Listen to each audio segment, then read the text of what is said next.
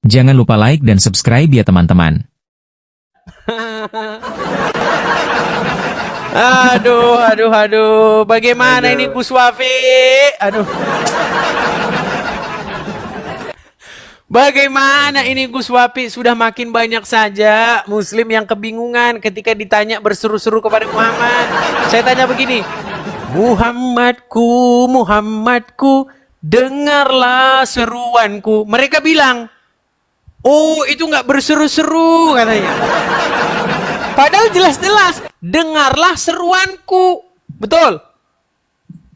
Iya, artinya umat muslim berseru-seru kepada Muhammad, betul? Betul. Iya, kenapa kok banyak muslim nggak ngaku ini Gus Wafi? Giliran kami orang Kristen berseru-seru kepada Yesus. Jangan menuhankan Yesus, kalian bilang.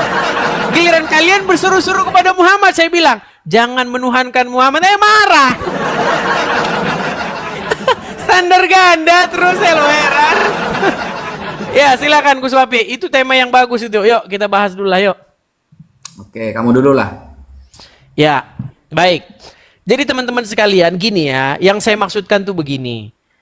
Kita itu kalau menggunakan penggaris kepada orang lain, kita menerapkan satu hukum kepada orang lain, harus kita gunakan juga penggaris itu kepada kita.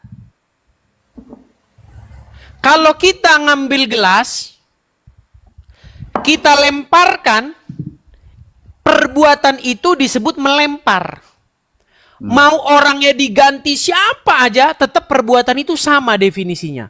Mau itu Udin yang begini, mau itu Tono, mau itu Joko, tetap saja perbuatan itu didefinisikan sebagai melempar.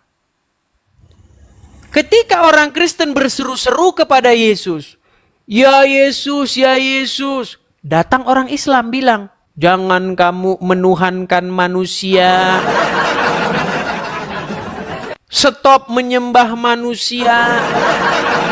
Ketika orang Islam berseru-seru, ya Rasulullah, saya balikin. Muslim, jangan kau menuhankan Muhammad. Jangan kau menyembah Muhammad. Loh, kalau macet ini kamera ini ada apa ini? Udah diterima, udah ditelepon cuma ini. Maksudku begitu, Gus. Maksudku, marilah kita itu menerapkan hukum yang sama, baik itu kepada siapapun. Jika dia melakukan satu perbuatan, maka kita tidak boleh pandang bulu. Mau siapakah orangnya, hukumnya tetap sama. Begitu maksud saya, Gus. Jadi kita enak. Ketika ada umat muslim, contohnya Roma Irama bikin lagu, jangan kau menuhankan manusia. Hai manusia, tereret, Tuhan itu satu, bukan 1/4. Saya juga bikin lagu nih. Hai manusia, tereret, wahai muslim, jangan tuhankan Muhammad. Nah, kan itu namanya keadilan gitu loh. Ya, jadi jangan marah ketika saya mengatakan jangan menuhankan Muhammad, begitu. Nah, karena apa? Karena kalian juga berkata kepada saya jangan menuhankan Yesus. Nah, kalau kami menuhankan Yesus, itu karena apa? Karena Yesus memiliki kuasa. Segala kuasa, baik di langit dan di bumi, telah diberikan kepadaku. Ya kan? Yesus membangkitkan orang mati, bahkan Yesus sendiri bangkit, ya kan? Orang buta melihat, tuli mendengar, ya kan? Bisu berbicara. Bahkan kalau Anda menggadang-gadang mengakui bahwa Isa itu adalah Yesus, Anda harus percaya itu, karena di dalam Al-Quran pun disebutkan demikian, ya kan? Nah, sekarang bagaimana Anda masih nekat menuhankan Muhammad sedangkan Muhammad sudah meninggal? Dia tidak memiliki kuasa, tapi kalian minta-minta sama dia, dengarlah. Bagaimana kalian meminta kepada dia supaya kalian mendengar, supaya dia mendengar? Nah itu. Jadi jangan menggunakan standar ganda ya Gus ya. Nah, karena kenapa begini teman-teman?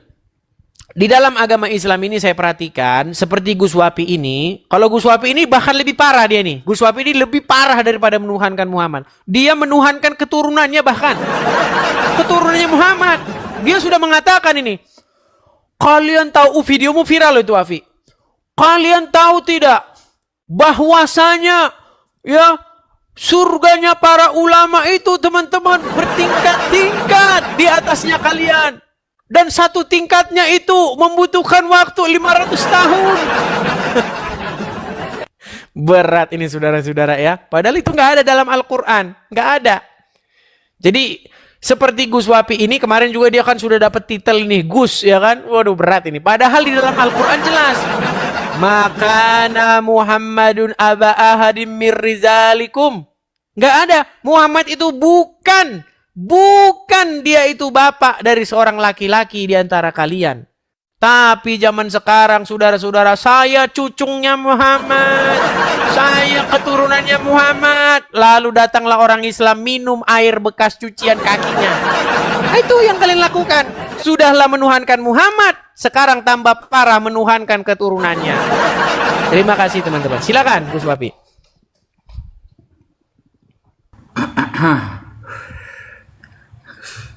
Silakan.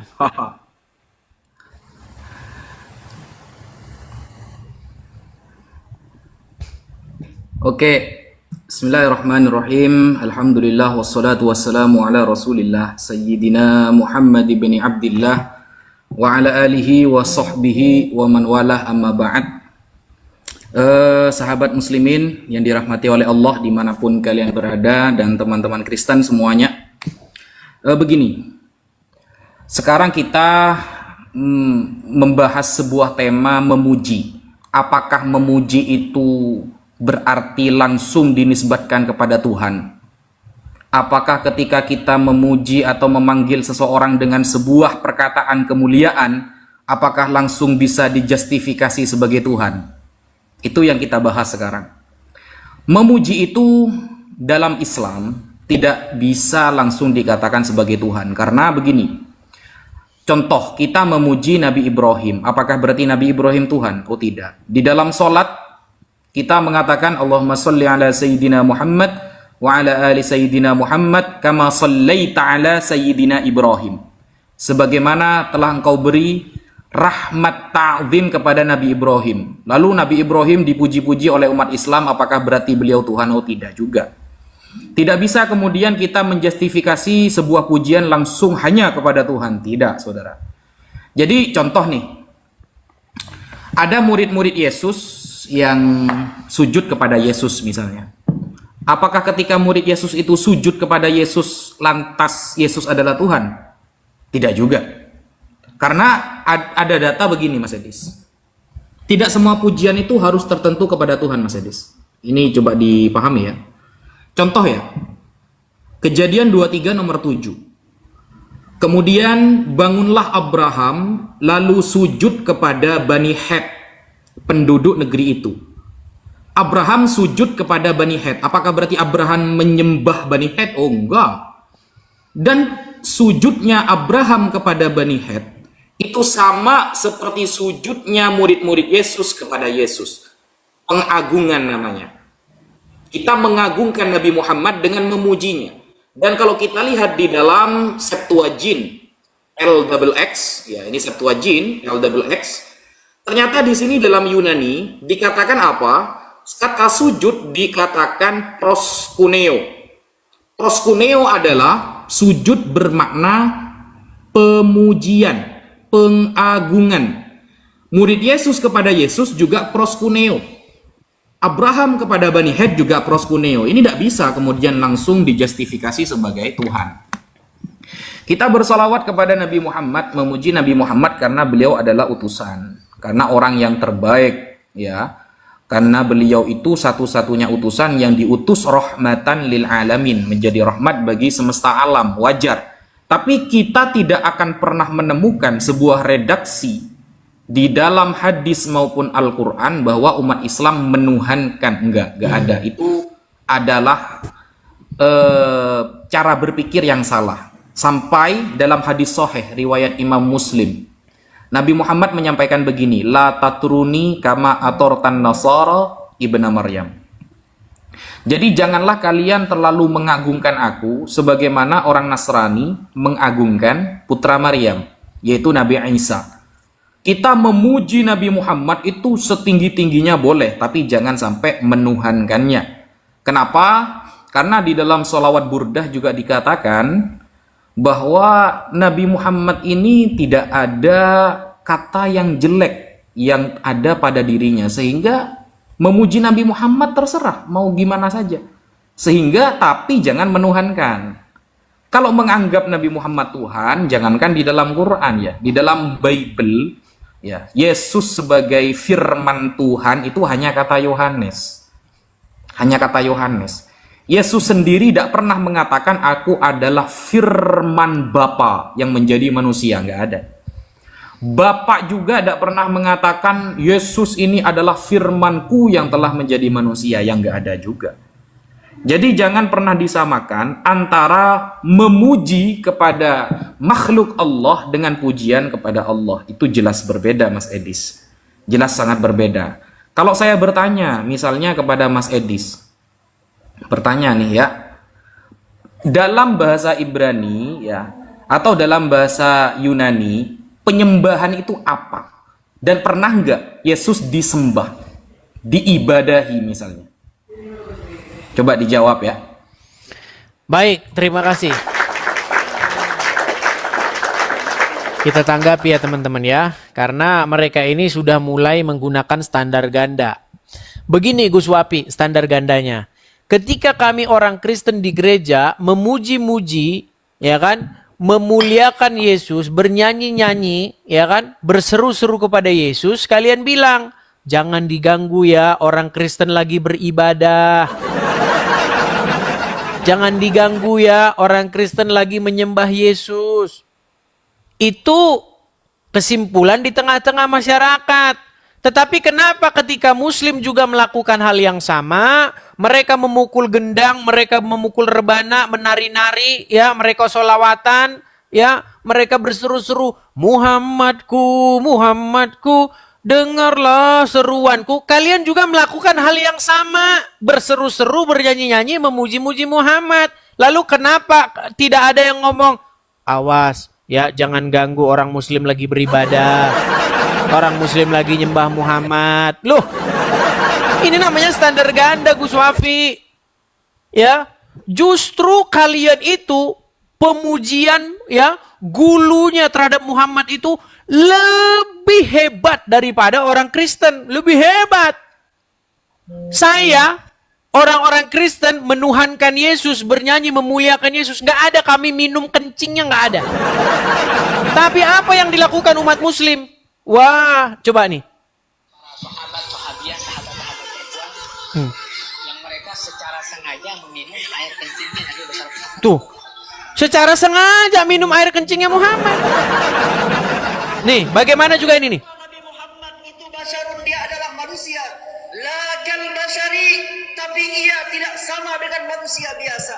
Kita manusia, kalau kita jalan punya bayangan tidak?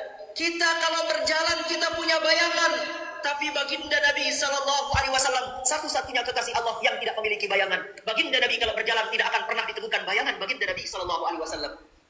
Waradhilullah, baginda Nabi tidak memiliki bayangan. Bangkana nuro, karena baginda Nabi itu adalah nur, maka yang tidak memiliki bayangan itu adalah nur. Dan baginda Nabi SAW dijadikan manusia, tapi ia bukan manusia biasa. Nabi Muhammad SAW itu kalau beliau meludah, maka tangan para sahabat siap menyambut ludahnya baginda Nabi SAW. Dan ludah baginda Nabi diperebutkan oleh para sahabat. Para sahabat bertabarruk mengambil barokah dari ludahnya baginda Nabi, karena ludahnya baginda Nabi lebih wangi daripada minyak kasturi. Sehingga baginda Nabi ketika meludah disambut ludahnya oleh para sahabat, lalu para sahabat membalurkan ludah baginda Nabi di tubuh mereka. Baginda Nabi kalau berwuduk, air wuduknya baginda Nabi tidak ada yang menetes ke bumi. Air wuduknya baginda Nabi sudah ditampung oleh para sahabat, diperebutkan oleh para sahabat Nabi untuk mengambil keberkahan. Karena apapun yang tersentuh dengan diri baginda Nabi mustahil akan tersentuh oleh api neraka. Baginda Nabi SAW suatu ketika pernah berbekam. Tahu namanya bekam, ya? Bekam mengeluarkan darah. Baginda Nabi pernah berbekam. Lalu ketika beliau sudah bekam keluarlah darah beliau, maka Maka baginda Nabi memanggil seorang sahabat bernama Abdullah bin Zubair. Wahai Abdullah bin Zubair, di sini. Lalu kemudian baginda Nabi sampaikan, kamu bawa ini darah saya, amankan ia di tempat yang aman. Bila perlu kamu kubur ia, kata Rasulullah. Maka kemudian selang beberapa waktu Abdullah bin Zubair melirik kiri kanan, gak ada orang. Sudah selesai. Maka baliklah ia kepada baginda Nabi. Lalu baginda Nabi bertanya kepada Abdullah bin Zubair, hei Abdullah bin Zubair, bagaimana dengan darahku, aman apa tidak? Abdullah bin Zubair menjawab, aman ya Rasulullah. Beres ya Rasulullah. Beres gimana? Kamu sudah amankan di tempat yang aman? Sudah ya Rasulullah. Kamu jujur sekarang di mana kamu amankan darahku itu, sabda Rasulullah. Maka kemudian bingunglah Abdullah bin Zubair. Maka dengan malu-malu Abdullah bin Zubair mengatakan, aku minum darahmu itu ya Rasulullah. Maka baginda Nabi SAW mengangkat suaranya, siapa yang bersentuhan darahku dengan darahnya, maka mustahil dia akan disentuh api neraka. Darah baginda Nabi diminum oleh Abdullah bin Zubair, dan baginda Nabi katakan, engkau tidak akan disentuh oleh api neraka. Ketika terjadi perang Uhud, dalam perang Uhud, Ini masih panjang ya. Jadi ludahnya Muhammad direbutin oleh pengikutnya. Air bekas cucian wudhu tangan kakinya direbutin sama pengikutnya. Kencingnya bahkan diminum, darahnya bahkan diminum. Padahal tadi kamu mengatakan, janganlah kamu berlebih-lebihan terhadapku. Ada memang ya. Janganlah kalian berlebih-lebihan dalam memujiku, sebagaimana orang-orang Nasrani telah berlebih-lebihan memuji Isa putra Maryam. Aku hanyalah hambanya, maka katakanlah Abdullah wa Rasuluhu, katanya. Katakanlah hamba Allah dan Rasulnya. Tapi apa yang dilakukan oleh umat muslim? Ya, kalau kamu mengatakan tidak berlebih-lebihan, lebih parah. Kalian berlebih-lebihan. Sampai ludahnya kalian perebutkan. Bahkan sekarang keturunannya Muhammad, kalau ada celupin tangan ke aqua, wow, lomba minum. Lomba rebutan minum bekas air cucian kakinya. Itu yang kalian lakukan. Silakan.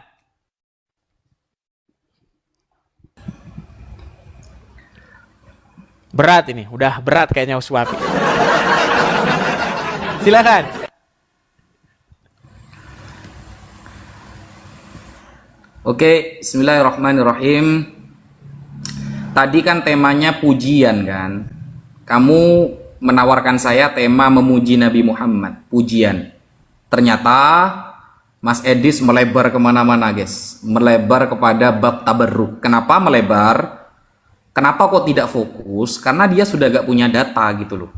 Data saya dari kitab Sahih Muslim. Nabi Muhammad mengatakan, muliakanlah aku tapi jangan sampai seperti memuliakan putra Maryam, sampai menuhankan. Ada. Lalu saya sampaikan tadi di dalam Keluaran bahwa Abraham pun menyembah Bani Het. Tapi kenapa kok dimaknai proskuneo dalam Yunani? Berarti kan sujud penghormatan, bukan penyembahan. Makanya saya di awal mengatakan, tidak bisa kemudian dikatakan kalau kita sujud langsung bermakna menyembah. Tidak bisa. Saya memberi pertanyaan kepada Mas Edis, gak dijawab. Apakah pernah Bapak mengatakan Yesus itu adalah firman-Nya sehingga semua Kristen menganggap Yesus adalah firman Bapak? Enggak dijawab. Karena itu pujian. Pujian orang Kristen kepada Yesus, dia adalah firman yang hidup katanya.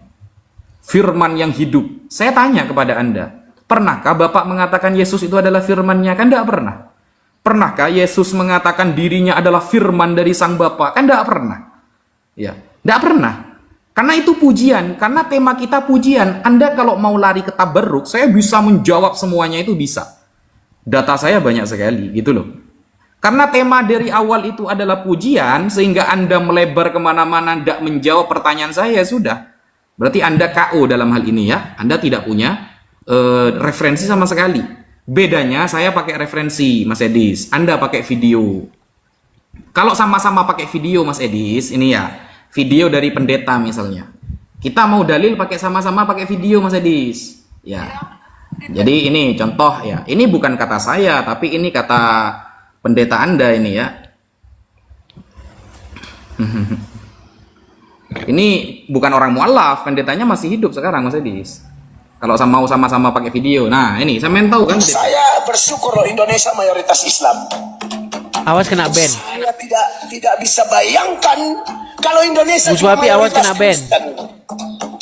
Ya, di dipenuhi oleh pendeta-pendeta liberal, maka saya yakin mereka akan melegalkan juga seperti beberapa pendeta atau gereja di Australia, Amerika, Eropa yang sudah melakukan pemberkatan sejenis dengan alasan HAM dan lain sebagainya. Mereka tidak pernah memikirkan Alkitab, mereka hanya pikir HAM, mereka pikir hak asasi manusia bisa menggeser hak Allah. Nah, itu kacau tuh. Makanya bagi saya, ya, dalam hal ini loh ya, dalam hal LGBT, andai kata Indonesia bukan Islam, habis, saya yakin habis. Saya yakin LGBT legal.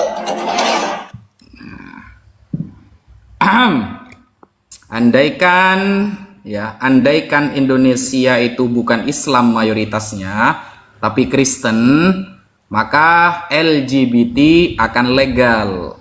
Karena pendeta Mel Atok ini juga mengatakan di mana orang Kristen menjadi mayoritas, di situ kebejatan moral berada di mana-mana. Buktinya Amerika, mayoritasnya Kristen, kebejatan moral di mana-mana. LGBT dilegalkan, saudara. Kalau sama-sama pakai dalil video saya bisa, Mas Edis. Sama, bisa. Makanya saya mengarah kepada dalil saja, jangan lari ke ke video gak jelas gitu loh, gak jelas. Bahkan yang saya katakan itu terlalu tinggi pemikirannya sampai melampaui Yesus itu Paulus loh. Coba kita lihat ya, apa yang disampaikan Paulus. Ini ya. 1 Korintus 4 nomor 15, sebab sekalipun kamu mempunyai beribu-ribu pendidik dalam Kristus, kamu tidak mempunyai banyak bapa, karena akulah yang dalam Kristus Yesus telah menjadi bapakmu oleh Injil yang kuberitakan kepadamu. Bayangkan, Paulus menjadi bapak, saudara. Pertanyaannya, pernahkah Yesus menvalidasi tulisan Paulus? Pernahkah Yesus memuji Paulus? Ketemu aja enggak. Pernahkah Bapak mengatakan ikutilah tulisan Paulus? Berarti kalian sedang memuji siapa sebenarnya gitu loh. Kita temanya pujian. Jawaban yang di pertama belum saya dengar loh dari Mas Edis. Sekian. Baik, waktu habis. Saya jawab ya. Tunggu waktu dulu, santai dulu. Oke, baik. Si Wapi dia sudah mulai senang karena sudah banyak supporternya. Ya, begini Gus Wapi ya. Pertama-tama tadi Anda memutarkan video dari Mel Atok. Ya, saya tidak bisa mengomentari panjang lebar video itu karena saya belum simak video utuhnya. Tapi ada satu kesalahan cacat logika yang Anda berikan kepada saya, Gus Wapi. Apa itu? Gini, di dalam video itu Mel Atok mengatakan saya yakin. Dia mengatakan keyakinan dia. Loh, saya memutar video tadi, saya nggak mengatakan keyakinannya Ustadz tadi. Ini yang saya sebut Anda melakukan logical fallacy. Punya kecacatan berpikir. Kalau keyakinannya Mel Atok, itu nggak ada dasarnya karena keyakinan dia. Sementara Ustadz tadi, dia bukan mengutarakan keyakinan dia, tapi yang dikutip dari kitab. Sekarang saya tanya dulu Gus Wapi, betul tidak menurut kitab-kitabnya umat muslim bahwa kencingnya Muhammad itu diminum? Betul atau tidak bahwa dari kitab-kitabnya umat muslim bahwa darahnya itu diminum? Betul tidak bahwa ludahnya Muhammad saja sahabat rebutan? Bahkan dikatakan keringatnya Muhammad itu harum seperti semerbak 1000 bunga. Dan waktu itu Andre Taulani ketika dia bikin acara dengan Sule, ya, mereka bilang apa? Itu badan atau kebon? Iya. Karena dikatakan keringatnya Muhammad tuh harum semerbak 1000 bunga, si Andre Taulani bilang, badan atau kebon? Dilaporkan polisi. Jadi bukan asal-asalan itu Gus Wapi. Itu bukan keyakinannya si Ustadz. Tapi mereka mengutip dari buku-buku Islam. Nah itu nanti silakan tanggapi apakah itu berisi kebohongan atau memang berisi fakta. Kemudian saya tanggapi. Masalah Abraham sujud kepada Bani Het. Kemudian banyak orang-orang juga bersujud kepada Yesus. Betul, betul sekali. Di dalam Bible tidak pernah ada larangan sujud kepada manusia. Nggak pernah ada larangan. Yang dilarang di dalam Bible itu sujud menyembah kepada ilah-ilah lain, kepada berhala, kepada patung tuangan, kepada benda-benda yang tidak memiliki nyawa. Itu yang nggak boleh. Kalau bersujud sama orang nggak ada larangannya dalam Bible. Bahkan di dalam Al-Qur'anmu dikatakan ketika manusia diciptakan Adam, Tuhanmu di situ memerintahkan kepada seluruh malaikat, sujudlah kalian kepada Adam. Nggak ada larangan sujud, itu nggak ada. Nah, tapi yang jadi masalah begini, di dalam hadis ada satu pernyataan Muhammad bilang begini, jikalau seandainya boleh sujud kepada manusia, maka aku akan memerintahkan seorang istri sujud kepada suaminya. Ini pernyataan Muhammad bertentangan dengan isi Al-Quran. Muhammad bilang, seandainya boleh kalau manusia itu sujud kepada satu sama lain, maka saya akan menyuruh istri bersujud kepada suaminya. Tapi karena nggak boleh dalam agama Islam. Ada hadisnya. Tapi sayang Muhammad lupa di dalam Al-Quran, manusia pertama itu disujudin. Justru yang nggak mau sujud kepada Adam itu malah iblis.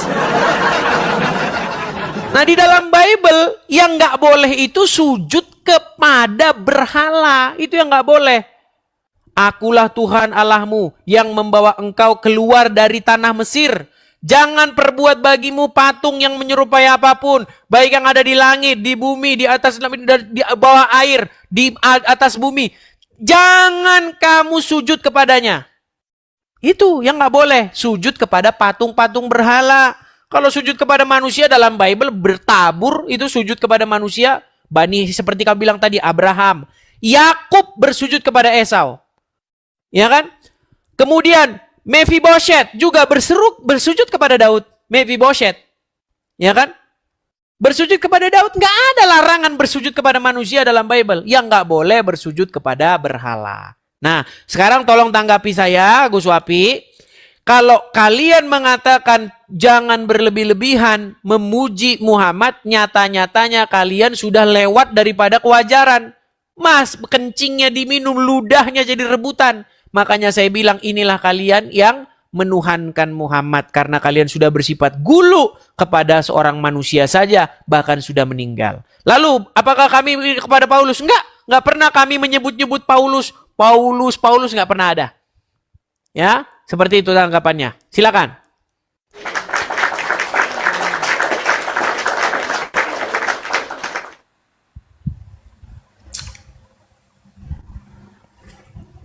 Oke, bismillahirrahmanirrahim. Tadi Mas Edis mengatakan saya logical fallacy, salah cara berpikir. Karena video yang disampaikan oleh Mas Edis adalah bukan keyakinan si Ustadz, itu keyakinan dia. Dia kan orang Islam, bro. Dia itu orang Islam yang membaca sebuah kitab-kitab hadis. Maka sama seperti Mel Atok yang menunjukkan fakta yang terjadi. Bayangkan. Fakta yang terjadi, kita sampai sekarang tidak pernah minum kencing itu enggak. Kita fakta yang terjadi minum darah juga enggak. Enggak kita itu. Coba lihat fakta yang terjadi. Andaikan, kata Pendeta Melatok ya, andaikan Indonesia itu mayoritas Kristen, maka LGBT juga akan dilegalkan. Sama seperti Amerika. Negara yang mayoritas Kristen, Inggris, Jerman, Kanada, semuanya LGBT di apa namanya itu ya, dilegalkan. Kenapa? Itu fakta yang terjadi, Mas. Itu harus Anda terima. Makanya Anda itu menjadi umat mayoritas. Di negara-negara besar itu memang akan banyak kebejatan moral di mana-mana. Untungnya, kata Pendeta Mel Atok, Indonesia itu mayoritasnya Muslim. Begitu loh. Untungnya mayoritasnya Muslim. Jadi hal-hal yang buruk seperti itu gak legal. Itu fakta yang terjadi seperti itu. Harus bedain. Nah, kemudian yang dilarang itu bukan menyembah kepada manusia, tapi menyembah kepada patung, ya. Menyembah kepada barang-barang yang tidak, sujud kepada barang-barang yang tidak bernyawa. Itu kan yang nggak boleh kan di dalam Kristen kan? Oke, saya kasih contoh ya. bukan hanya disembah, dicium sama umat Katolik. Jediar, selamat datang di kebenaran, saudara. Dicium sama umat Katolik patung Yesus. Ini kan benda gak bernyawa ini. Umat Katolik itu punya kegiatan namanya Jumat Agung. Sampai dicium, guys. Bukan hanya disembah, dicium ini. Wih, sampai kakinya, saudara. Umat Katolik lakukan prosesi cium salib. Ini kan patung ini. Jeder. Ini.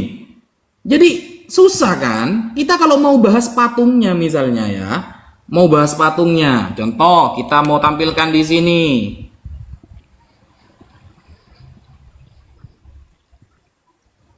Ya. Yang benar yang mana? Ini ya, ini wajah Yesus di berbagai negara. Wajah Yesus di berbagai negara ini yang mana yang benar? Apakah yang ini? Apakah yang ini? Apakah yang ini? Ini kan wajah Yesus berbeda-beda. Kok bisa tahu umat Katolik itu?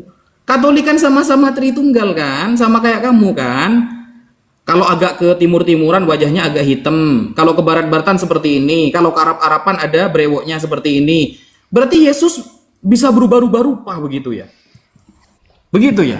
Baik. Pantes. Jadi tolonglah ya. Kalau bernarasi itu sesuai fakta gitu. Nyatanya Jumat Agung sampai nyium patung loh guys. Dari mana ajarannya itu? Seharusnya Anda jangan fokus ke Islam. Nasihati dulu para Katolik itu. Bukan malah fokus ke Islam yang Anda temanya memuji, malah lari ke kencingnya Nabi Muhammad, lari ke darahnya Nabi Muhammad, lari ke keringatnya Nabi Muhammad, lari ke nukhamahnya Nabi Muhammad. Kan kemana-mana temanya kalau seperti ini. Itu namanya bab tabarruk. Bab tabarruk. Tabarruk itu apa? Ziyadatul khair. Jadi kalau tema tabarruk nanti panjang. Darah yang disuruh minum, darah Yesus itu ya darah Yesus. Yesus mengajari dalam Bible, minumlah darahnya agar kalian kekal abadi bersamanya. Itu ada ayatnya. Ada nggak di dalam Al-Quran? Minumlah darah begitu. Ada nggak? Nggak ada. Tapi kalau dalam Bible, minumlah darah Yesus itu ada dalilnya. Ada dalilnya. Agar kalian hidup abadi, maka minumlah darah Yesus. Yesusnya mati. Sampai sekarang, mana? Ada nggak fakta sejarawan yang mengatakan Yesus itu bangkit lagi? Nggak ada. Itu cuma imani saja dari Kristen. Ada nggak fakta sejarah di luar Kristen yang menyaksikan atau menulis bahwa Yesus pernah bangkit? Berarti kan mati, tewas, tahlilan berarti. Kan begitu bro. Sekian. Baik, saya jawab ya. Tidak dijawab sama sekali sama Gus Wapi ya karena dia ketakutan saudara-saudara ya. Karena memang sekarang ini kan lagi perang nih Balawi sama Islam ini lagi perang. Dia nggak berani jawab, takut dia, takut, ngeri. Ngeri nih saudara-saudara. Jadi gini teman-teman, kenapa Wapi menghindar menjawab itu? Karena dia ketakutan. Kemarin dia udah debat sama guru gembul. Ya kan? Masalah nazab dari Balawi dan lain sebagainya. Udah jelas-jelas. Di dalam Al-Quran dikatakan Muhammad itu bukan. Surat Al-Ahzab 40. Makana Muhammadin aba ahadim mir rizalikum. Jelas. Muhammad itu bukanlah bapak dari seorang laki-laki pun di antara kalian. Tapi Gus Wapi bilang, oh mazhab. Tapi takut Wapi kalau bahas itu. Makanya dia nggak berani sentuh. Nggak berani sentuh. Kita ini kan tema kita masalah menuhankan. Sifat yang gulu berlebih-lebihan kepada sesuatu itu dapat dihukumi sebagai menuhankan. Misalnya di dalam surat At-Taubah ayat 31. Di situ ada penyebutan mereka menuhankan rahib-rahib dan alim ulamanya. Kenapa? Menurut penjelasan Muhammad sendiri yang jelasin kepada Adi ibn Hatim yang datang menemui Muhammad ketika Muhammad membaca ayat itu. Mereka menuhankan alim ulamanya. Adi bin Hatim bilang, wahai Rasulullah, sesungguhnya kami tidak menuhankan alim ulama kami. Apa kata Muhammad? Kalian bersifat berlebih-lebihan. Bahkan jika ulama itu mengharamkan yang halal, kalian turuti. Menghalalkan yang haram, kalian turuti. Itu yang umat muslim lakukan kepada Muhammad. Gimana sih? Contoh, di dalam Al-Quran, darah itu tidak boleh dikonsumsi. Tapi pengikutnya Muhammad, minum darahnya Muhammad. Minum darahnya Muhammad. Coba, berani nggak kau sentuh itu? Pasti nggak berani. Al-Quran jelas-jelas melarang minum darah, tapi pengikutnya Muhammad diminum darahnya, darah betulan diminum. Dracula, kata Abdul Somad. Nah, terus dikatakan lagi, di dalam Al-Quran, jangan kamu mengucapkan perkataan yang tidak benar. Katakanlah perkataan yang benar, dikatakan dalam surat Al-Ahzab 70, tapi umat muslim boleh bohong. Makanya saya bilang, ketika Muhammad menghalalkan yang haram, sama orang muslim dikerjakan. Nah, itulah yang kalian lakukan kepada Muhammad, berlebih-lebihan, gulu. Bahkan bukan hanya Muhammad saja, keturunannya. Termasuk Gus Wafi ini, dia sangat melebih-lebihkan keturunan Muhammad. Keturunan Muhammad zuriat Nabi. Ya, mencari barokah. Bagaimana seperti itu? Ada nggak dalam Al-Quran? Ya kan? Coba itu Anda jawab. Anda takut pasti membahas itu. Nah, kemudian tadi Anda bilang pendapat loh, itu pendapat. Pendapatnya Mel Atok.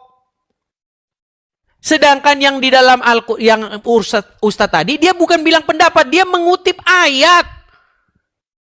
Mel Atok kan bilang, jikalau seandainya mayoritas. Tapi kalian tahu Gus Wapi, kalau mayoritas Islam, ya mayoritas Islam, contoh Afghanistan, Pakistan, Syria, Irak, itu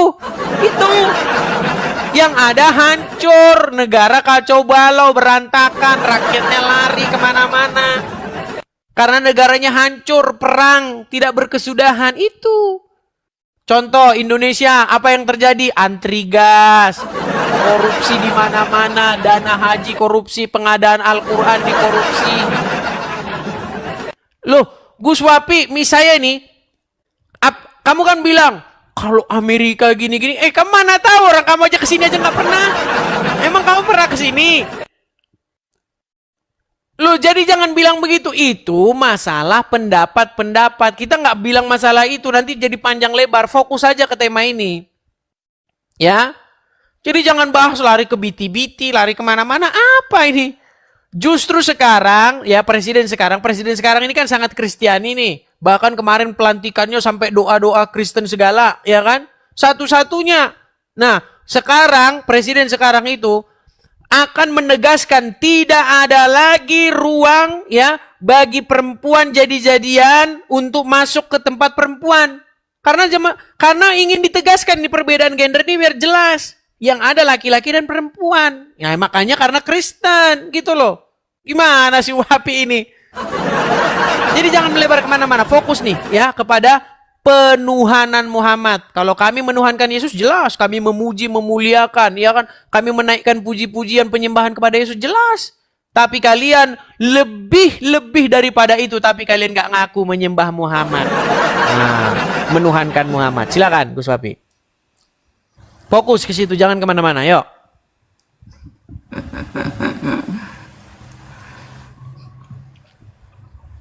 Oke, Bismillahirrahmanirrahim. Apakah tentang LG tadi itu atau kaum warna-warni itu adalah keyakinan Mel Atok? Oke, kita lihat ya. Kita lihat apakah itu keyakinan pribadi dia? Jediar, selamat datang di kebenaran Mas Edis. Apa temanya ini? New Gay Bible Teach to Counter Homophobia. Jadi Bible yang sudah begini itu ada semua. Itu keyakinan. Itu keyakinannya Mel Atok. Enggak, di barat sudah dilegalkan, bro. Sudah dilegalkan.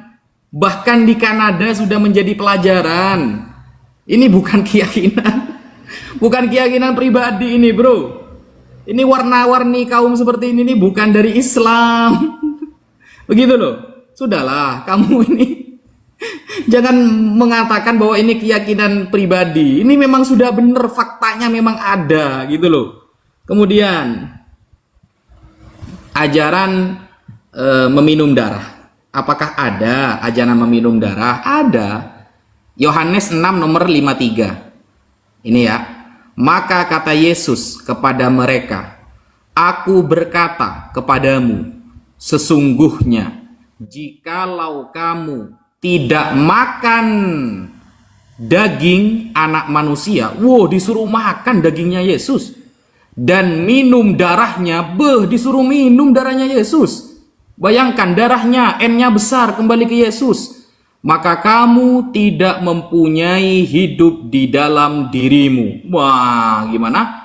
Bayangkan kitab suci disuruh minum darah Yesus agar kehidupannya itu tenang. Ajaran minum darah itu di dalam Bible, bro, bukan di dalam Islam, gitu loh.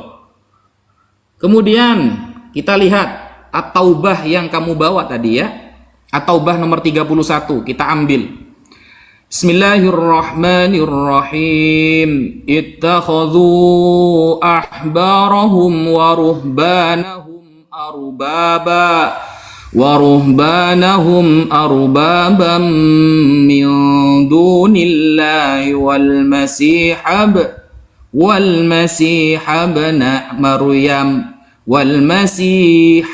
Maryam wa ma umiru illa liya'budu ilahan wahida.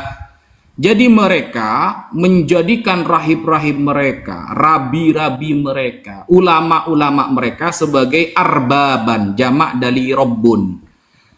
Arbaban sebagai Tuhan-Tuhan min dunillah, selain Allah. Dan juga mereka menjadikan wal masiha Isa bin Maryam, menjadikan Yesus Nabi Isa sebagai Tuhan selain Allah. Ini justru menyerang kamu. Ayat ini justru menyerang kamu, Edis. Janganlah menyembah selain Allah, karena orang-orang terdahulu menjadikan rahib, rabi-rabi, dan Yesus sebagai Tuhan selain Allah. Makanya baca ayat itu sampai sempurna. Karena wama umiru, tidaklah mereka diperintahkan illa liya'budu, kecuali mereka harus menyembah ilahan wahida, Tuhan yang satu. Siapa? La ilaha illahu, kecuali hanya Allah yang Tuhan. Subhanahu amma yusyrikun, maha suci Allah dari apa-apa yang mereka persekutukan. Jadi Yesus pun di sini tidak boleh disembah, Mas Edis. Nah, ayat ini justru ngampol kamu, gitu loh. Nah, kemudian kita lihat maksud penyembahan mereka kepada rahib-rahib mereka apa? Innahum la ya'budul ahbar warrohban qulna ma'nahu annahum ata'uhum fi ma'siyatillah wastahallu ma ahallu wa harramu ma harramu. Mereka menghalalkan yang haram, mereka mengerjakan yang maksiat. Pernahkah kita ikut Nabi dalam hal maksiat? Tidak pernah. Pernahkah Nabi Muhammad menyuruh kita kepada perkara yang haram? Enggak pernah.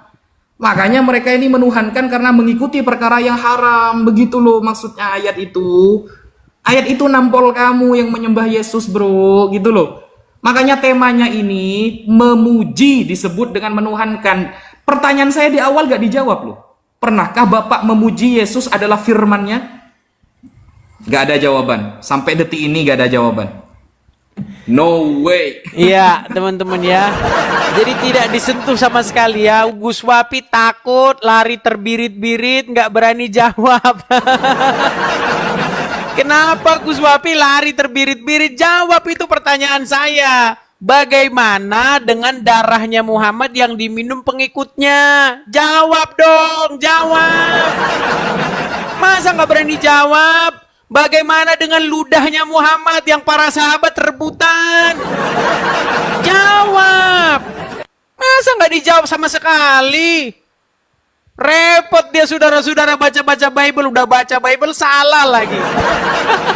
Saya tanggapi, kalau saya waduh kita jawab teman-teman. Dia mengutip tentang Bible biti-biti. Mau Bible biti-biti, mau Bible apa itu nggak masalah. Yang jelas apa isi Bible gitu loh.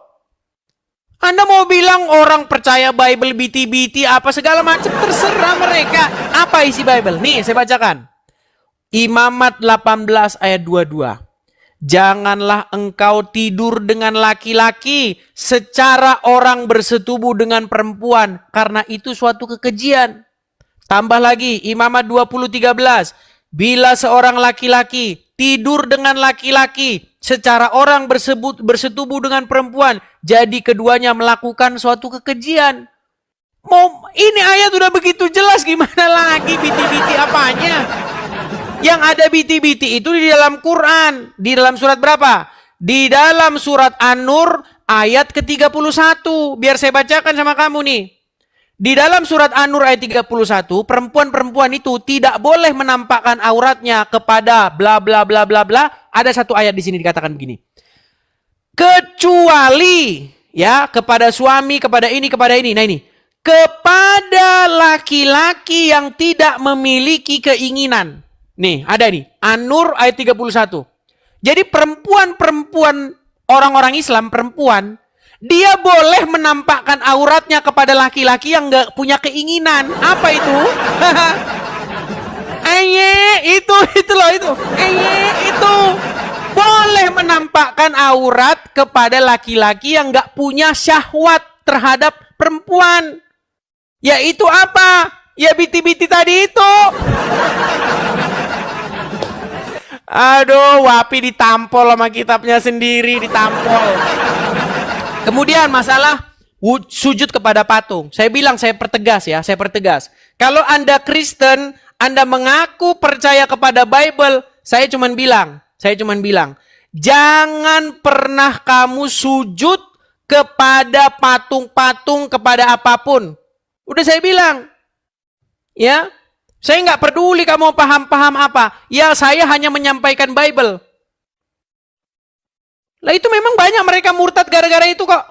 Betul yang Anda bilang itu Gus Wapi. Lihat nih, agama kamu nih, sujud kepada patung begini-begini. Padahal dalam Bible gitu. Gara-gara itu mereka murtad. Memang saya saran mereka murtad aja, ngapain? Ya kan? Ya. Di dalam Bible jelas, jangan kamu sujud kepada patung-patung buatan tangan manusia. Jangan kamu sujud kepadanya. Jelas, dikatakan dalam Bible. Jadi kalau kamu Kristen, jangan lakukan itu. Cukup, sudah. Ya kan? Apa kamu mau mengikuti siapa? Mau ngikutin Bible apa mau ngikutin ini? Jangan kamu seperti si Wapi dan kawan-kawan ini, sama kalian. Ya kan? Kalau saya tegas saya katakan itu. Nah sekarang begini. Tolong kamu jawab pertanyaan saya Wapi, jelas ya, jelas. Saya tadi mengatakan ada ustadz yang mengutip data-data dari buku. Enggak mengutip pendapat, enggak. Ya. Apa dikatakan? Bahwasanya para sahabat Muhammad meminum darahnya Muhammad. Kamu tadi bilang, kami tidak pernah mengikuti yang haram dari Muhammad. Kata, loh. Dalam Al-Quran jelas, darah nggak boleh dikonsumsi. Tapi darahnya Muhammad kan diminum. Ketika darahnya Muhammad diminum, apa katanya? Haram tubuhmu disentuh api neraka. Muhammad malah memasukkan surga orang yang minum darahnya. Bukankah dia di situ menghalalkan apa yang diharamkan? Itulah penyembahan kalian kepada Muhammad. Sesuai dengan surat At-Taubah 31. Di dalam Al-Quran, katakanlah perkataan yang benar. Tapi gara-gara mereka ngikutin Muhammad, boleh kita berdusta dalam 3 perkara. Jadi sudahlah jelas ya, bahwa kalian itu menuhankan Muhammad dengan cara bahkan kalian menempatkan Muhammad itu lebih tinggi daripada Allah. Karena perkataan Muhammad itu lebih tinggi daripada Al-Quran. Silakan.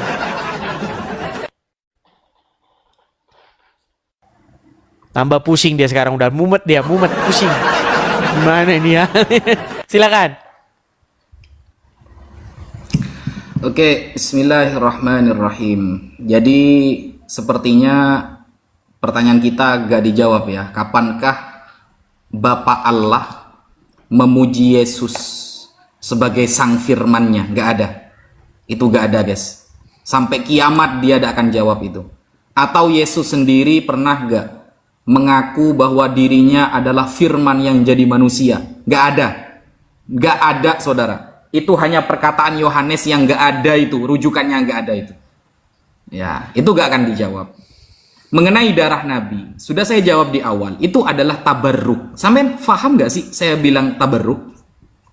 Tabarruk itu apa? Ziyadatul khair. Sudah saya jawab di awal. Para sahabat bertabaruk kepada Nabi. Apakah berarti sahabat menuhankan Nabi? Ya enggak lah. Nabi pernah bertabaruk kepada sahabat? Pernah.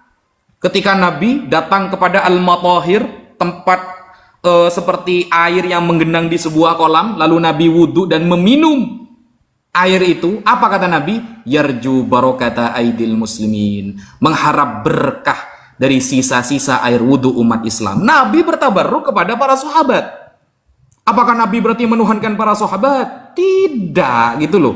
Sampai kan tidak paham tabarruk. Makanya saya jelaskan di awal tabarruk, Anda itu langsung pelangap-lungu kan. Karena yang Anda baca itu cuma terjemahan, bro. Gitu loh. Kalau ya Anda mengatakan nih bahwa paham LG ya warna-warni itu, kaum warna-warni itu adalah pekerjaan yang salah. Meskipun Bible-nya berwarna-warni, yang penting isinya. Nah, kalau yang penting isinya, maka kita lihat bagaimana pemahaman orang barat mengenai Bible yang mendukung kaum warna-warni, saudara. Saya pakai data gitu loh. Kaum warna-warni ini ketampol kamu sama data kamu gitu lah. Ini bukan websitenya Islam ya. Bukan website Islam ini ya. Santo ini, milik Santo ini, bro. Ya, apa di sini? Apa yang Alkitab katakan tentang ini? Tit ya. Ketertarikan sesama jenis dan menjadi transgender. Nah, satu, Tuhan mencintai orang-orang tit. Tuhan mencintai orang-orang tit. Tidak, ini ya, tidak ada yang dapat memisahkan kita dari kasih Allah. Roma 8 nomor 38. Pesan ini ditujukan untuk semua orang termasuk individu. Tit.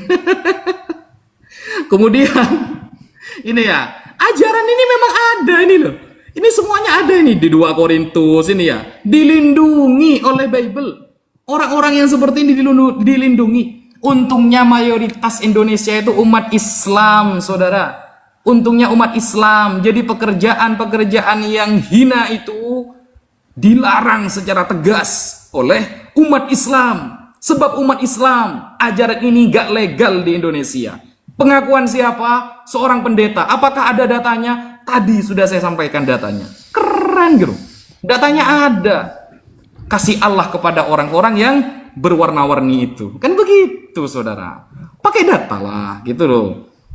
Kemudian sampai tadi mengatakan di dalam surah An-Nur ayat ke-31 ya. Ini bab ya. Ini bab mengenai suami istri, bro. Ini Bismillahirrahmanirrahim. Wa kullil mu'minati yaghdudna min absarihinna wa yahfadna furujahun. Jadi diperintahkan untuk orang-orang Islam yang perempuan untuk menjaga pandangannya dan menjaga farjinya. Wala yubdina zinatahunna illa ma dhahara minha. Tidak boleh menampakkan bagi wanita-wanita muslim yang sudah balik, menampakkan kepada lelaki-lelaki lain kecuali ma dhahara minha, seperti tangan ya, wajah. Ini bab aurat namanya. Gitu loh. Ini bukan bab LGT, bukan. Ini bab aurat. Makanya sampean gimana sih? Comot-comot ayat tapi gak paham maksud ayatnya. Sehingga ayolah Mas Edis, kita perang data gitu loh. Perang data. Pertanyaan Anda sudah saya jawab. Itu bab tabarruk, bahkan Nabi Muhammad bertabarruk kepada para sahabat radhiyallahu anhum. Tapi mana jawaban pertanyaan saya?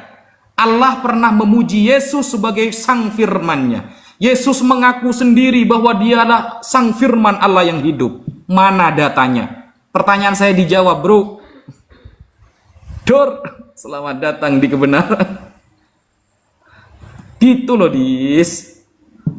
Pakai data lah. Baik, sama sekali tidak dijawab ya sama si Wapi ya. Dia ketakutan, gemetaran, nggak berani dia. Cuman disenggol sama dia sedikit, tapi dia nggak berani, Mas. Padahal kan sudah tegas, Wapi. Kenapa sih mereka dihukumi menuhankan rabi-rabi dan alim ulama? Karena apa sih?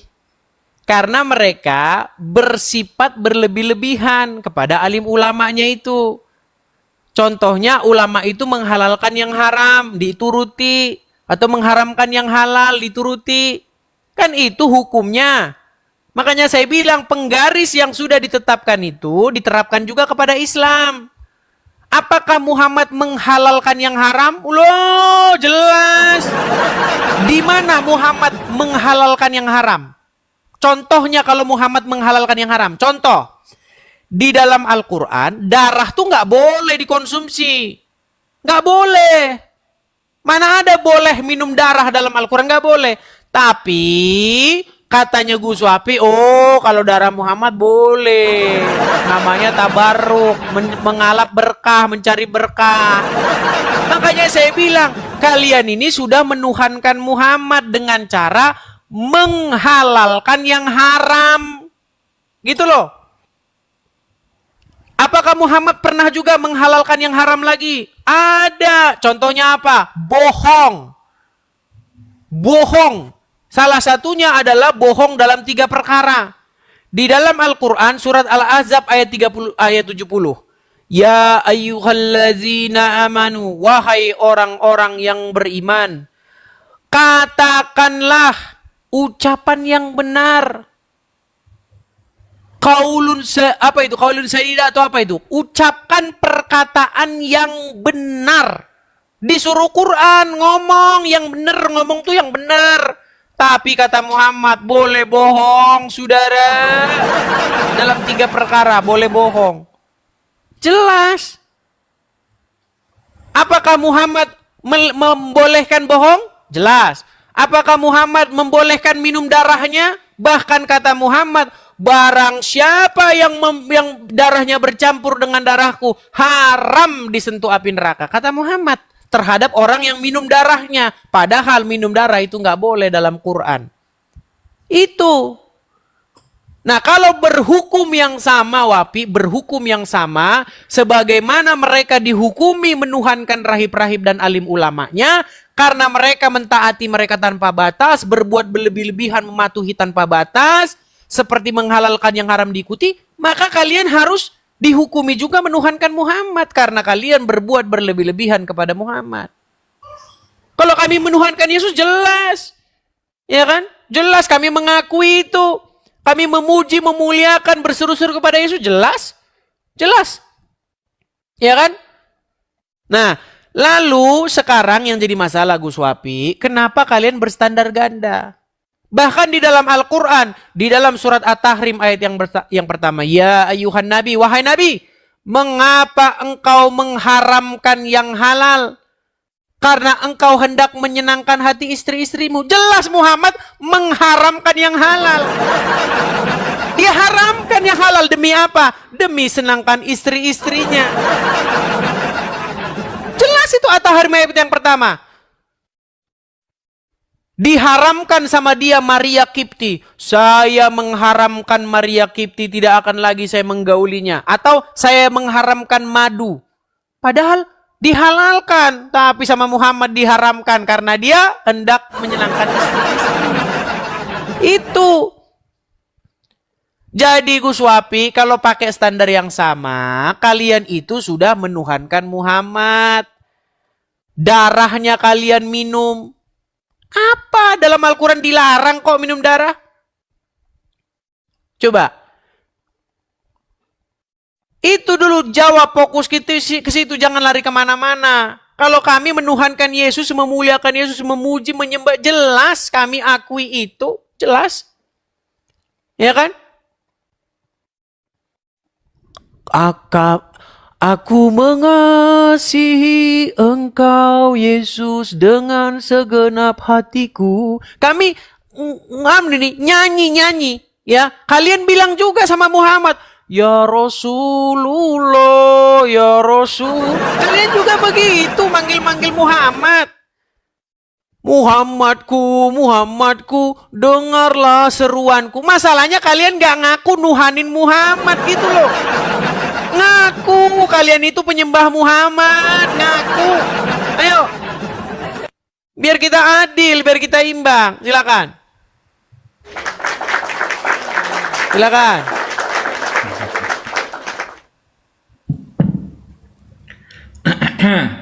Bismillahirrahmanirrahim. Alhamdulillah kita sudah menyaksikan ya bahwa Mas Edis tidak bisa menjawab tentang pertanyaan saya, teman-teman. Saya sudah menjawab tentang tabarruk, tapi Mas Edis ternyata tidak paham apa tabarruk gitu loh. Ingat, mutabarrak bih, orang yang ditabarruki itu harus memiliki khususiat, Mas Edis. Ya, khususiat. Sesuatu yang khusus, yang menjadi mustasnayat, yang menjadi pengecualian dari hukum yang umum. Itu tidak paham sampean. Saya kalau terangkan sampai sana tidak bisa, karena Anda mencari lafal robbahu saja pusing. Mencari lafal robbahu aja Anda tidak bisa gitu loh. Apalagi saya terangkan tentang bab khususiat, jelas gitu. Padahal di awal yang saya baca di dalam Yohanes 6 itu, yang nyuruh minum darah itu Yesus. Dan pertanyaan saya di awal yang tidak terjawab sampai detik ini adalah, pernahkah Allah mengakui Yesus sebagai sang firman yang menjadi manusia? Pernah enggak? Enggak pernah. Pernahkah Yesus mengakui bahwa dirinya adalah sang firman yang menjelma jadi manusia? Enggak pernah. Itu perkataan Yohanes. Markus gak pernah ngajari itu. Matius gak pernah ngajari itu. Yuk, kemudian Markus, Matius, Lukas gak pernah ngajari seperti itu. Paulus gak pernah ngajari seperti itu. Jadi itu catatan pribadi Yohanes yang gak ada rujukannya. Dan itu jelas sesat dan menyesatkan. Karena gak ada rujukannya, Mas Edis. Dari mana taunya? Kalau Yesus itu adalah sang firman yang menjadi manusia. Siapa yang ngomong seperti itu? Yesus gak pernah ngajari. Paulus gak ada. Markus, Matius, Lukas gak ada. Itu mana jawabannya? Jawabannya mana? Saya sudah jawab tabarruk, khususnya tidak bisa Anda. Makanya begini loh. Sehingga para ulama menyampaikan ini. Dzalika min khususiyatin Nabi sallallahu alaihi wasallam allati infarada biha fil hukmi ala sairil ummah. Nabi itu memiliki kekhususan yang tidak terprediksi oleh hukum yang umum. Wahya khususiyatun katsirah jama'aha ahlul ilmi fil mujalladat. Itu banyak kajiannya. Mithlul Imam As-Suyuti misalnya. Seperti Imam As-Suyuti punya kitab namanya Al-Khasa'isul Kubra. Kekhususan-kekhususan. Dan itu diakui. Begitu loh. Oleh umat Islam diakui, bukan menuhankan. Ini kan temanya menuhankan. Saya minta bukti teks tertulis. Umat Nabi menuhankan Nabi Muhammad. Ada nggak teks tertulisnya? Nggak ada. Nggak ada. Teks tertulis Nabi Muhammad dituhankan, ada nggak teks tertulisnya? Nggak ada. Makanya Nabi Muhammad kalau ada di Kristen, pasti beliau dituhankan sama umat Kristen. Itu diakui oleh Edis itu. Nabi Muhammad kalau sampai ada di Kristen, teman-teman, dia tuh selevel dengan Bapa, bayangkan. Selevel dengan Bapa. Kenapa? Karena bagi kita ya, bagi kita ada para sahabat bertabarruk dengan darah Nabi. Itu biasa, namanya tabarruk gitu loh. Bukan menuhankan. Bukan menuhankan itu. Coba, ada nggak bukti tertulisnya? Nabi Muhammad pernah dituhankan? Nggak ada. Nggak ada. Sehingga di dalam surah Al-A'raf misalnya ya. Ini saya buka surah Al-A'raf.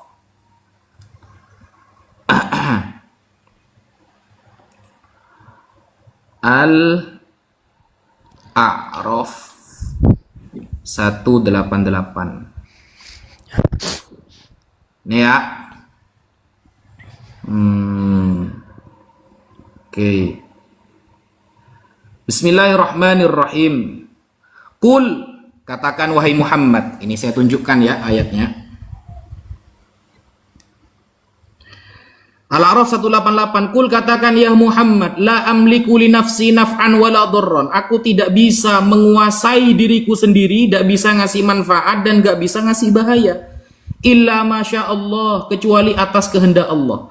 Walau kuntu, andaikan aku a'lamul ghaiba, tahu hal-hal gaib, maka lastakthartu minal khairi, aku akan memperbanyak kebaikan. Wa ma massani yasu, dan aku akan menolak kejelekan. In ana illa nadhirun wa bashir, tapi aku hanyalah pemberi kabar peringatan dan pemberi kabar gembira. Liqaumi yu'minun, bagi orang-orang yang beriman. Begitu loh. Bertabarruk dengan darah Nabi, biasa itu tabarruk. Gak ada lafal yang menuhankan. Coba pertanyaan saya dibahas, Mas Edis. Jangan ngeles. Pernahkah Bapak menyebut Yesus sang firman-Nya? Coba dijawab. Ini dari tadi gak ada jawabannya ini. Baiklah, baik ya. Ini Coba ini dijawab Wapi itu. ini Jangan Wapi ini yang menuntut dibahas saya, apa? Kamu gak jawab. Ini temanya apa? Temanya Yesus sebagai sang firman atau menuhankan, Nah, temanya memuji, tadi juga memuliakan memuji. Muhammad, memuji, memuliakan Yesus. Apa temanya ini? Ini gimana ini Wapi ini? Di dalam Bible jelas. Firmanku ya, yang akan kusuruhkan kepadanya tidak akan kembali kepadaku dengan sia-sia. Ada itu. Tapi temanya bukan itu. Temanya adalah bagaimana kami memuji, memuliakan Yesus, disebut menuhankan, memuliakan, menyembah Yesus, sedangkan kalian memuji, memuliakan Muhammad, bahkan kalian minum darah, minum kencing, rebutan ludah, kalian gak bilang gak menuhankan. Aduh, gimana uncup. Bagaimana sih? Aduh. Gimana sih Gus Wafi? Gus Wafi, berat ini Gus Wafi ini. Gak ada jawaban, guys. Anda bilang tadi, di mana teks tertulis? Loh, At-Taubah 31. Mereka menuhankan alim ulamanya. Kenapa mereka menuhankan alim ulamanya? Karena apa? Karena mereka berbuat berlebih-lebihan.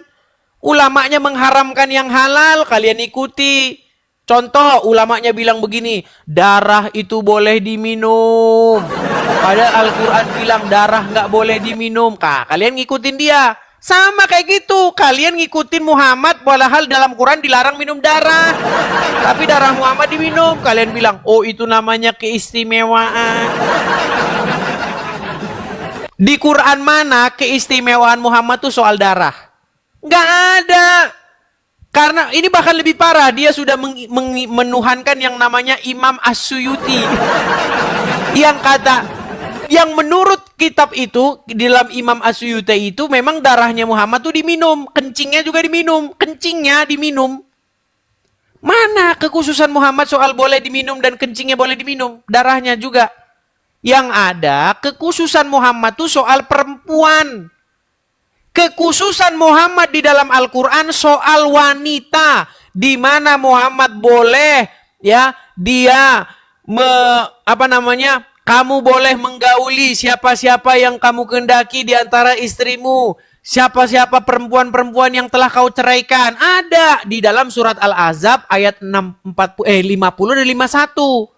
Kan itu kekhususan Muhammad. Perempuan-perempuan yang mau menyerahkan dirinya kepada Nabi jika Nabi mau mengawininya. Itu kekhususan bagimu, bukan kepada orang-orang muslim yang lain. Kekhususan Muhammad kok soal darah.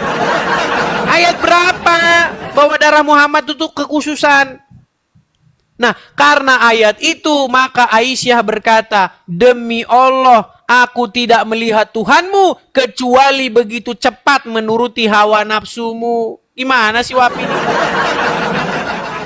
Itu. Kemudian Yesus sendiri menyuruh meminum darah. Di dalam Bible, bukan minum darahnya Yesus itu diminum kayak Dracula. Seperti pengikutnya Muhammad minum darahnya Muhammad. Bukan. Tapi Yesus mengambil anggur, lalu mengambil roti. Dikatakan ketika dia memecah-mecah roti, inilah tubuhku. Terus ketika Yesus mengambil anggur, inilah darahku. Bukan darahnya diminum kayak Dracula, bukan. Supaya menjadi peringatan. Itu. Makanya baca Bible sampai kelar. Terus yang kedua, dikatakan lagi masalah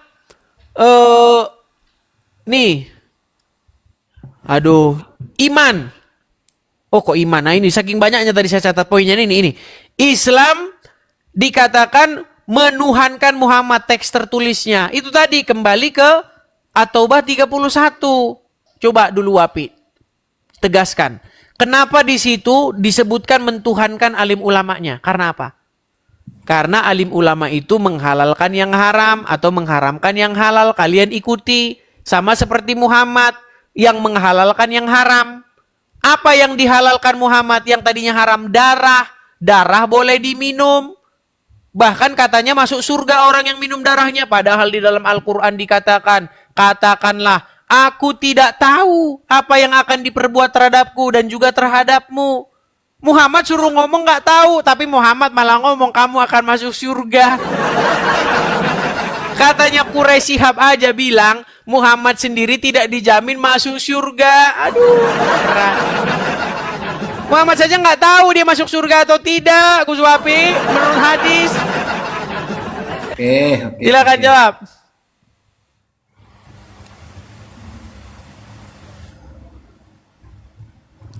Oke, bismillahirrahmanirrahim. Nggak ada ya, nggak ada jawaban ya.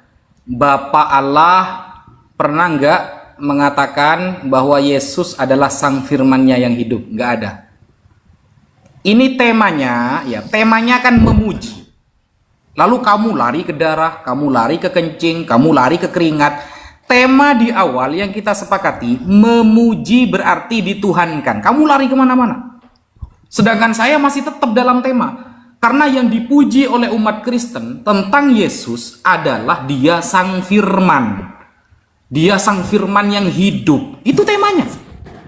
Sehingga ketika dia dikatakan sang firman yang hidup, mana teks ayatnya dia sang firman hidup? Kan dari Yohanes. Bapak Allah tidak pernah bilang dia sang firman yang hidup. Apalagi Yesus mengatakan begini, ini loh. Nih ya. Yohanes 12. Nomor 49, ini tinta merah ya, berarti Yesus ini ya. Sebab aku berkata-kata bukan dari diriku sendiri, kata Yesus. Jediar. Katanya sang firman. Katanya dialah firman. Kok berkata-kata bukan dari dia sendiri? Tetapi Bapa yang mengutus aku loh, ternyata utusan cuma. Apa bedanya sama Musa? Dialah yang memerintahkan aku untuk mengatakan apa yang harus aku katakan dan aku sampaikan lah. Apa bedanya dengan Musa berarti? Musa berarti sang firman juga dong. Kenapa tidak menuhankan Musa juga? Dan ini tinta merah juga ini ya, dari Yesus. Dan aku tahu bahwa perintahnya itu adalah hidup yang kekal, kata Yesus. Jadi apa yang aku katakan, aku menyampaikannya sebagaimana yang difirmankan. Katanya sang firman. Katanya sang firman, kok ya apa yang difirmankan oleh Bapa kepadaku. Berarti Yesus sendiri tidak mengakui dia adalah sang firman. Enggak. Dia dapat firman dari Bapa. Kalian kan temanya kan pujian kan? Pujian. Sedangkan yang dipuji umat Kristen kepada Yesus, dia sang firman hidup. Ternyata dalam Bible Yesus sendiri tidak pernah ngaku. Begitu loh. Nah, kemudian tadi antum bawa-bawa mana di dalam Al-Quran kehususan Nabi Muhammad. Mana kehususan Nabi Muhammad? Loh. Sampai mau nanya kehususan Nabi Muhammad dalam segala hal. Ada ayatnya, surah Al-Hasyr ayat 7 ini ya. Ada, ini semuanya. Ini ya. Bismillahirrahmanirrahim. Wa ma atakumur rasulu fakhudhuhu wa ma nahakum anhu fantahu. Wattaqullah. Innallaha syadidul iqab. Apa yang dibawa, disampaikan yang ada pada Nabi Muhammad ar-Rasul, maka fakhudhuhu, ambillah semuanya. Wa manahakum anhu fantahu, apa yang dilarang maka jauhilah. Ini Al-Quran Mas Edis menunjukkan kehususan Nabi Muhammad dalam hal apa? Ini ya. Dalam hal apa di sini diterangkan? Fi kulli ma amara bihin nabiyyu sallallahu alaihi wasallam wa naha anhu. Apapun yang diperintahkan, yang disetujui, yang dilarang, ikuti. Siapa yang ngomong? Al-Quran. Bukan saya yang ngomong, bukan keyakinan saya. Quran. Wahyu Allah. Gitu loh. Legalitasnya ada. Sekarang saya tanya. Legalitas untuk mengikuti Paulus mana? Legalitas mengatakan bahwa Yesus sang firman yang hidup mana legalitasnya? Cuma tulisan Yohanes yang nggak bisa dipertanggungjawabkan secara ilmiah. Nggak ada kan? Di Al-Quran kehususan kepada Nabi Muhammad ada. Seluruh yang disampaikan oleh Nabi Muhammad ambil. Yang disetujui Nabi Muhammad ambil. Terserah. Apapun itu. Wa mahanahakum anhu fantahu. Yang dilarang oleh Nabi Muhammad ambil ketika berkaitan dengan syariat. Ambil. Begitu. Legalitasnya ada. Legalitas tulisan Paulus ada nggak dari Yesus? Nggak ada. Legalitas tulisan Yohanes, Markus, Matius, Lukas? Nggak ada. Nggak ada semua legalitas dari Yesus.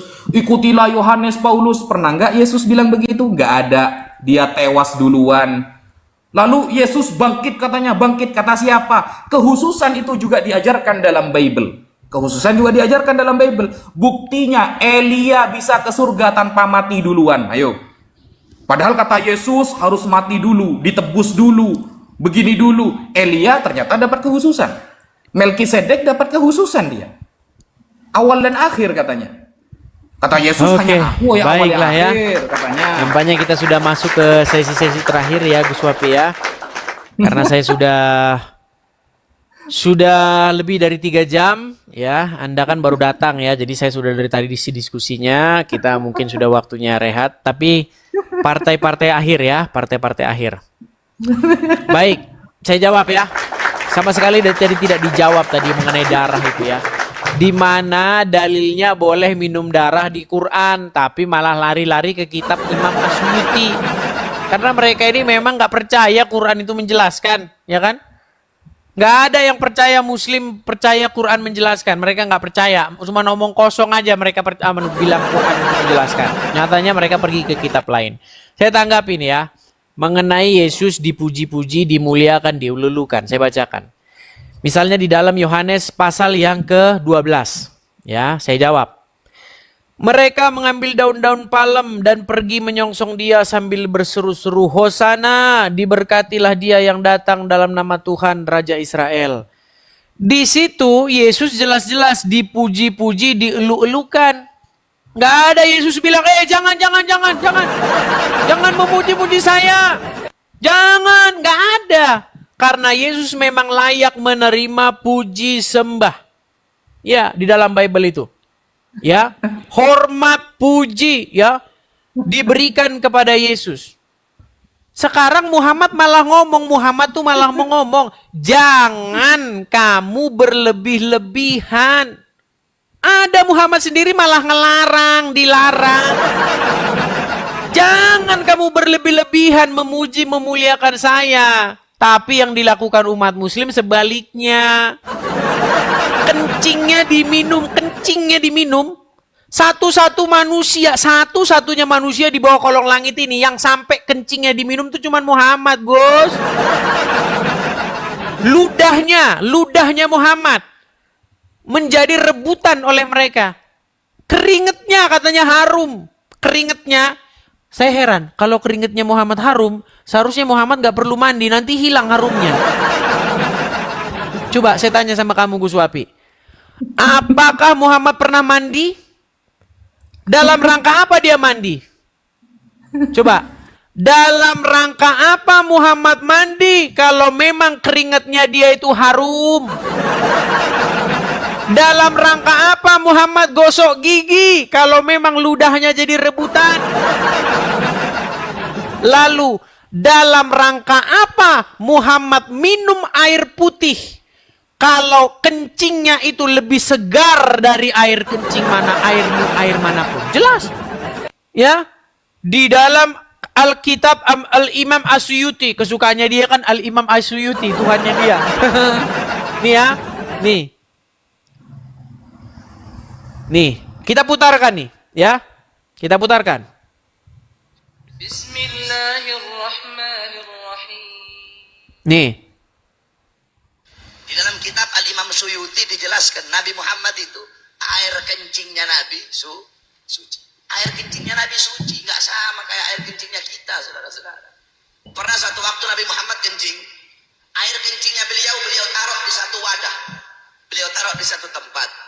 Nggak sengaja ada satu orang sahabat perempuan, dia nggak sengaja dia ambil itu wadah, dia minum. Ketika Nabi lihat, kenapa kamu minum? Itu air kencingku, kata Nabi Muhammad. Kata di perempuan apa? Demi Allah ya Rasulullah, aku tidak pernah merasakan air yang lebih segar dari ini ya Rasulullah. Air kencingnya Nabi. Tuh, air kencingnya kan diminum, yang minum kencingnya bersaksi. Tidak pernah diminum air yang lebih segar daripada kencing Muhammad.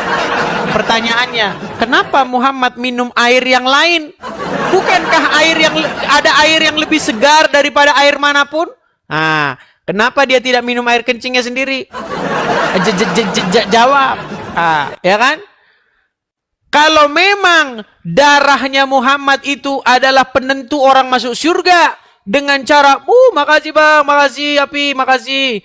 Bagaimana dikatakan di dalam Al-Quran dikatakan bahwa darah tidak boleh dikonsumsi. Tapi ketika darahnya Muhammad diminum, dia bilang sama orang yang minum darahnya, haram tubuhmu disentuh api neraka. Tapi dalam hadis apa dikatakan? Ketahuilah, sesungguhnya aku tidak tahu apa yang akan diperbuat terhadapku dan juga terhadapmu dalam Al-Quran. Quraisy Shihab ketika dalam acara berbuka puasa, menunggu berbuka puasa, Muhammad bilang, Quraisy Shihab bilang begini, tidak benar. Tidak benar bahwa Muhammad itu dijamin masuk surga, nggak benar. Yang menentukan orang masuk surga itu adalah rahmatnya Allah. Bagaimana Muhammad jadi sok tahu, saudara-saudara? Haram disentuh api neraka dan lain sebagainya. Berat. Aduh, gimana lah ini? Udah, Gus Wapi dah. Sesi terakhir lah. Udah babak belur Gus Wapi di sini. Ya, dah silakan Gus Wapi babak terakhir.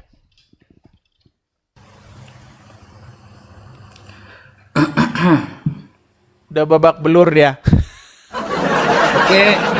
Bismillahirrahmanirrahim. Tentang kehususan Nabi Muhammad sudah saya sampaikan di dalam Al-Quran dalam segala hal. Sedangkan yang disampaikan Mas Edis itu hanya satu-satu contohnya. Jadi sudah terjawab teman-teman, tidak berat sama sekali. Kemudian seharusnya Mas Edis itu banyak belajar ke umat Islam. Harus banyak belajar ke umat Islam. Bukan kata saya, tapi kata para pendeta Anda.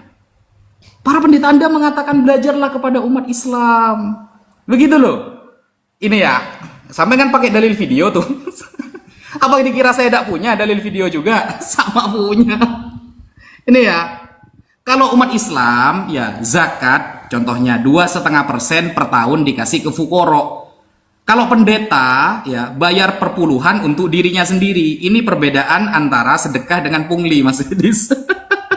Ini ya, kita sedikit ajarkan ya, sampai untuk belajar ke umat Islam. Namanya luar biasa. Ini ya. Supaya menurut saya kita harus belajar dari saudara-saudara muslim dalam hal memberi. Orang-orang muslim itu berani luar biasa, all out luar biasa. Satu orang bisa membuka rumah makan gratis. Mereka itu mengabdi kepada agamanya luar biasa supaya mendapatkan keselamatan, mendapatkan pahala. Orang Kristen yang katanya sudah diselamatkan, sudah diterima, sudah dicintai, tapi heran, pelitnya bukan main. Dibahas nggak habis-habis. Katanya kalau nyanyi seluruh hidupku milik Tuhan, kasih 10% aja berbantah-bantah. Satu lagi ya, kelebihan orang Islam dari orang Kristen. Pelit cerita pun. Aduh, berat saudara, berat. Umat Islam itu ya, kamu harus banyak belajar ke umat Islam itu. Kita meskipun tidak ditebus dosanya, kita all out untuk membantu sesama umat Islam. 2,5% zakat aja untuk fakir miskin. Zakat untuk fakir miskin, bukan untuk pribadi pendeta.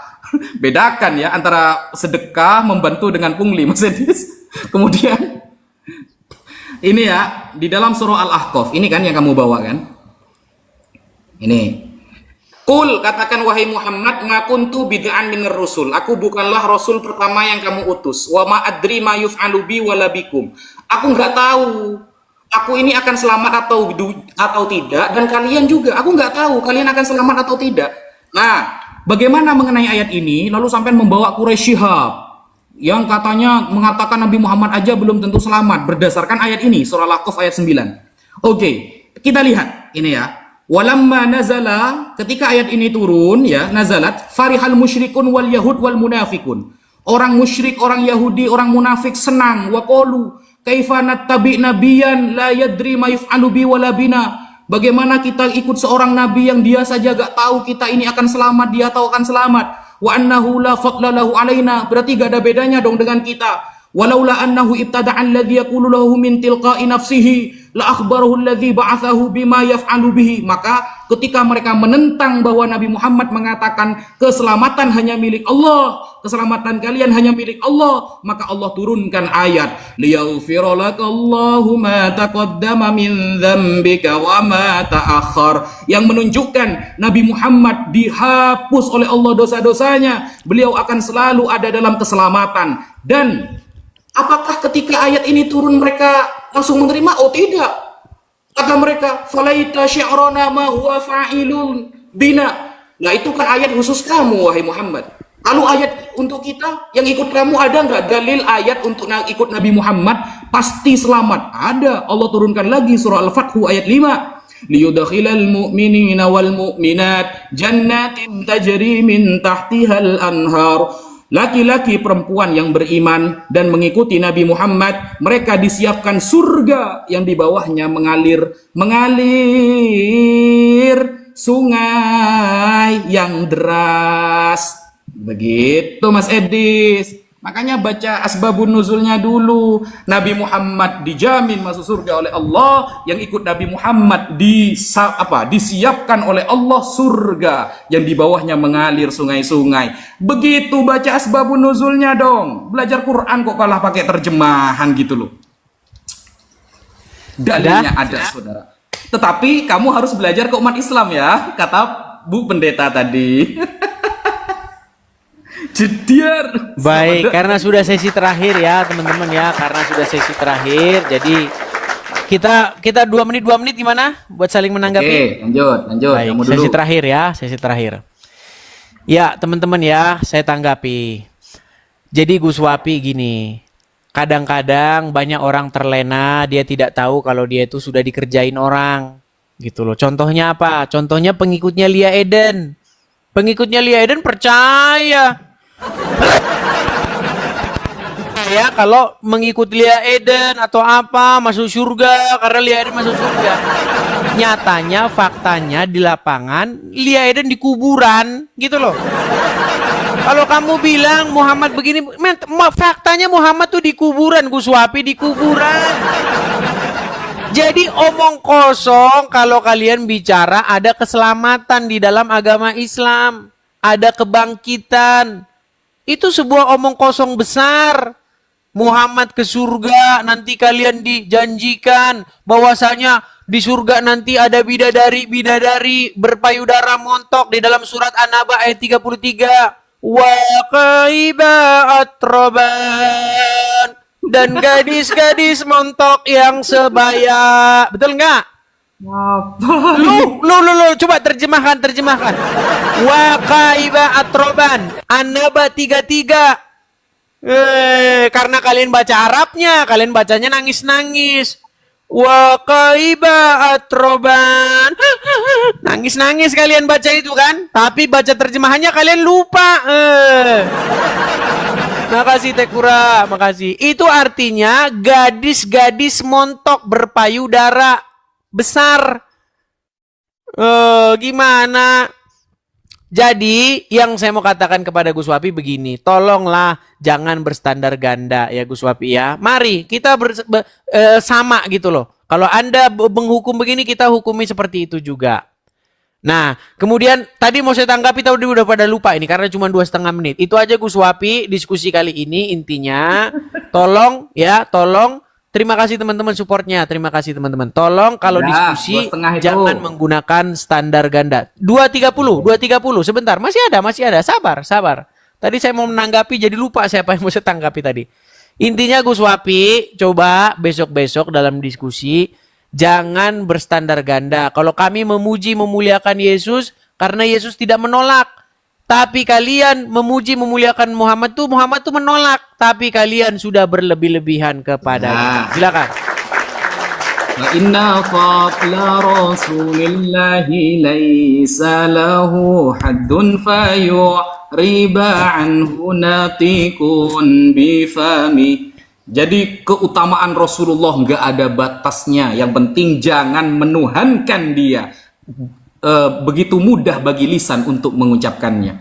Jadi keagungan Rasulullah sebagai manusia terbaik di dunia nggak ada batasnya, kecuali tidak boleh menuhankan dia. Maka seolah-olah Rasulullah mengatakan, pujilah aku semau kalian, yang penting jangan kalian jadikan aku Tuhan. Dan ayatnya sudah saya sampaikan di dalam Al-Quran.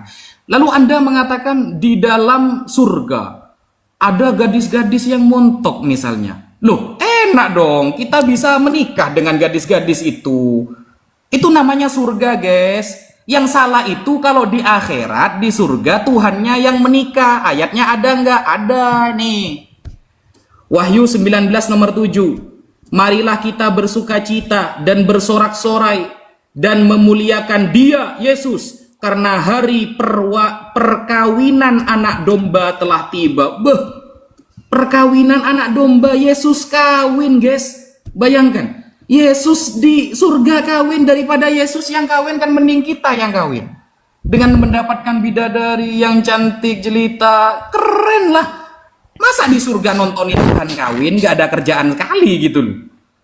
Yang mending kita dong, karena kita yang meninggalkan maksiat di dunia, kita berjihad karena Allah di dunia, di akhirat Allah memberikan kita istri yang cantik, keren. Kok malah kita di dunia ditebus dosanya, ketika di akhirat nontonin Tuhan kawin. Kok malah Tuhannya yang kawin gitu loh. Ayo jangan pakai standar janda. Ini standar janda namanya ini. Ngapain nonton Tuhan kawin gitu loh? Ngapain? Kawinnya sama siapa ini Yesus ini? Anak domba lagi. Bayangkan, Bible mengatakan Yesus anak domba. Berarti bapaknya kan juga domba. Masa dikatakan binatang, guys? Kalau kita memuji Nabi Isa, tidak pernah mengait-ngaitkan dengan binatang. Nabi Isa anak binatang. Oh, nggak bisa. Beliau mulia. Nabi kita. Anak domba kawin lagi. Gimana kawinnya domba itu kira-kira?